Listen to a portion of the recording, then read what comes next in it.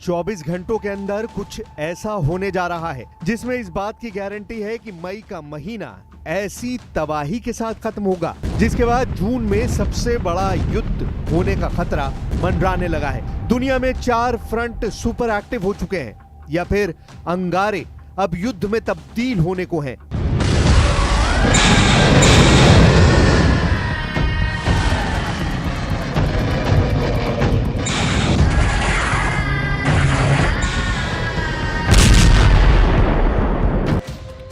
पहला front Putin और Zelensky के बीच यूक्रेन में तेजी से उबल रहा है। ट्रंप भी अब तक सीजफायर में फेल साबित हुए हैं। पुतिन ने हमले तेज कर दिए हैं।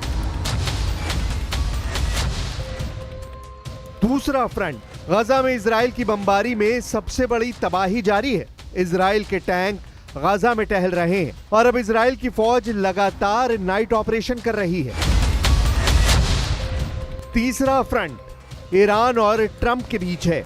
परमाणु मुद्दे पर बातचीत अब या फेल होगी या फिर ईरान जीत जाएगा। जबकि इजराइल की तरफ से हमले का खतरा देखते हुए ईरान में सैकड़ों छात्राएं परमाणु प्लांट के पास पहुंच गई हैं। चौथा फ्रंट यमन भी एक्टिव है। यमन की राजधानी सना में हजारों लोगों ने एक बार फिर इजराइल को ललकारा है। और पांचवा फ्रंट है उत्तर कोरिया, जहां नए नए हथियार लॉन्च कर रहे किम जोंग उन को लगा है बहुत बड़ा झटका। उत्तर कोरिया की यह तस्वीर किम जोंग उन के लिए बड़ा सेटबैक बनी है। उनका 5000 टन का जंगी जहाज लॉन्च होने के दौरान ही पानी में पलट गया। सैटेलाइट से ली गई ये तस्वीर पूरी दुनिया में वायरल हो गई और बहुत ही जिल्लत महसूस कर रहे किम जोंग उन ने अब इसके लिए शिपयार्ड के चीफ इंजीनियर समेत 3 लोगों को उल्टा लटकाने की तैयारी कर ली है। लेकिन किम से ज्यादा टेंशन डोनाल्ड ट्रंप को हो गई है, क्योंकि 2 फ्रंट पर ट्रंप को मुंह की खानी पड़ी है।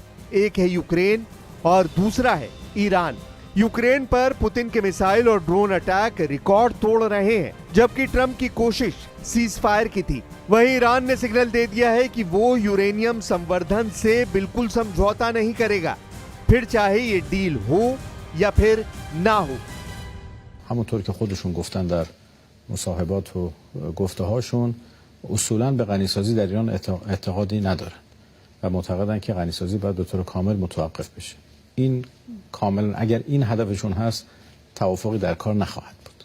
من این رو به صراحت عرض میکنم.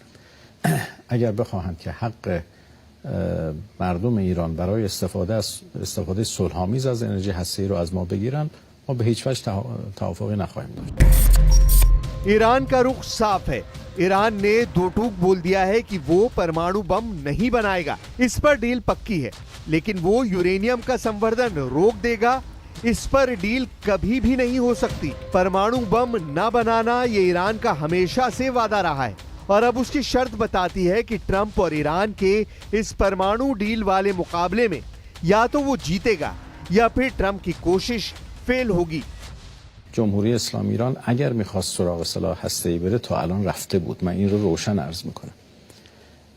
و اگر ما نیت سلاح هسته‌ای داشتیم تا حالا انجام داده بودیم، چون تواناییشو داریم ولی ارادهشو نداریم.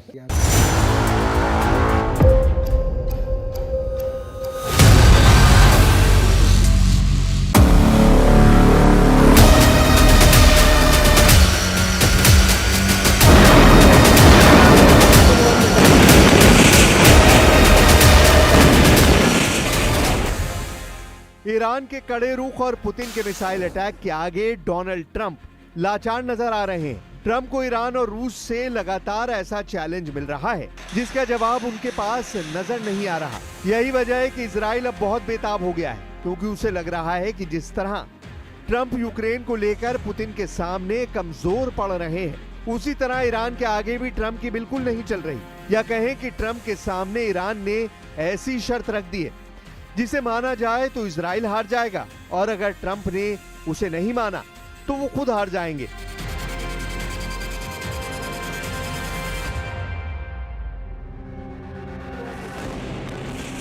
इजराइल ने अब लेबनान मोर्चा फिर से एक्टिव कर दिया है। हिजबुल्लाह की लीडरशिप को खत्म करने के बावजूद इजराइल का ऑपरेशन खत्म नहीं हुआ है। यह धमाका बता रहा है कि नेतन्याहू का युद्ध नहीं रुकेगा, फिर चाहे वो गाजा हो या फिर लेबनान। गाजा में अब तक करीब 54,000 लोगों की मौत हो चुकी है, जबकि 1,22,000 से ज्यादा लोग घायल हुए हैं। गाजा में लोग भूखे हैं और खाना खत्म हो चुका है। बच्चों की ऐसी कतार अब गाजा के कई इलाकों में देखी जा सकती है। गाजा पूरी तरह बाहर से आने वाली राहत पर निर्भर है। करीब 20 लाख लोगों के सामने भुखमरी के हालात हैं, जबकि युद्ध अब भी जारी है।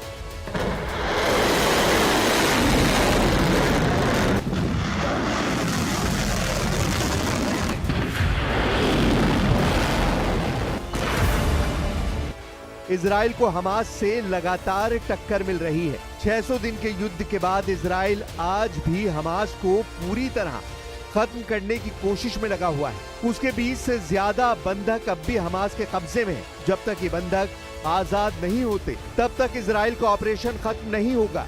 ये बात नेतन्याहू बार बार बता चुके हैं। यही वजह है कि अब इजराइल ने गाजा में ग्राउंड ऑपरेशन तेज कर दिया है।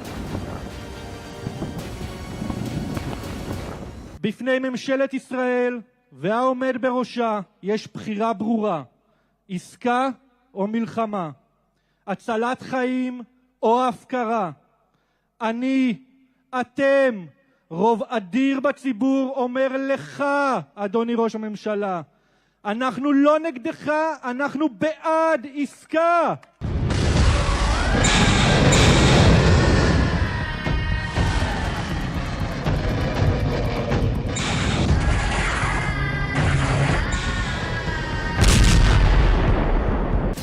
इजराइल के टैंक लगातार गाजा में ऐसे अंडरग्राउंड अड्डों की तलाश में लगे हैं जहां बंधक हो सकते हैं। वहीं इजराइल ने नाइट ऑपरेशन भी तेज कर दिए हैं। हालांकि इजराइल आज भी गाजा को पूरी तरह कंट्रोल नहीं कर पा रहा।